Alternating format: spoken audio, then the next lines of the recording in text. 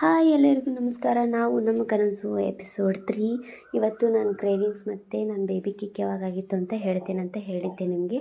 ನಾನು ಪ್ರೆಗ್ನೆನ್ಸಿನಲ್ಲಿ ನಾನು ತುಂಬ ಇಷ್ಟಪಟ್ಟು ತಿಂದಿದ್ದಂದರೆ ಸ್ವೀಟ್ಸ್. ಅದು ಹೆಣ್ಮಕ್ಳಿದ್ರೆ ಸ್ವೀಟ್ಸ್ ತಿಂತಾರೆ, ಗಂಡು ಮಕ್ಕಳು ಆ ಥರ ಎಲ್ಲ ನನಗೆ ಇದ್ದಿದ್ದಿಲ್ಲ ತಲೆಯಲ್ಲಿ. ಬಟ್ ಆದರೆ ಸ್ವೀಟ್ಸ್ ಏನೋ ನಂಗೆ ತುಂಬ ಕ್ರೇವಿಂಗ್ ಆಗಿತ್ತು. ನನಗೂ ಒಂದು ಸಲ ಅನಿಸಿತ್ತು ನಮಗೂ ಹೆಣ್ಣು ಮಗುನೇ ಆಗ್ಬೋದಾ ಅಂತ. ಬಟ್ ಎಲ್ಲರೂ ಆಗೋದಿಲ್ಲ, ಗಂಡು ಮಗುನೇ ಆಗುತ್ತೆ. ನಮ್ಮ ಫ್ಯಾಮಿಲಿಯಲ್ಲಿ ಎಲ್ಲರೂ ಗಂಡು ಮಕ್ಕಳು ಫಸ್ಟ್ ಹುಟ್ಟಿದ್ದಾರೆ, ಹೆಣ್ಮಕ್ಳು ಹುಟ್ಟಿಲ್ಲ ಅಂತ ಈ ಥರ ಅಂತಿರು. ಬಟ್ ಆದರೆ ನನಗೆ ಏನೇನು ತುಂಬ ತುಂಬ ತುಂಬ ಸ್ವೀಟ್ಸ್ ಕ್ರೇವಿಂಗ್ ಆಗಿತ್ತು.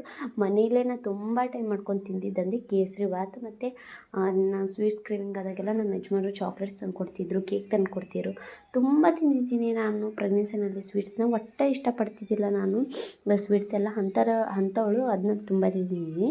ಮತ್ತು ನಾನು ಫಸ್ಟ್ ಬೇಬಿ ಕೇಕ್ ಆಗಿದ್ದು January 12th, 2025 ಮಧ್ಯಾಹ್ನ 3:24 ಹಾಗೆ ನಾನು ಯೂಸ್ ಮಾಡ್ತಾ ಮಲ್ಕೊಂಡಿದ್ದೆ. ಆವಾಗ ನಾನು ಫಸ್ಟ್ ಬೇಬಿ ಕೇಕ್ ಆಗಿದ್ದು.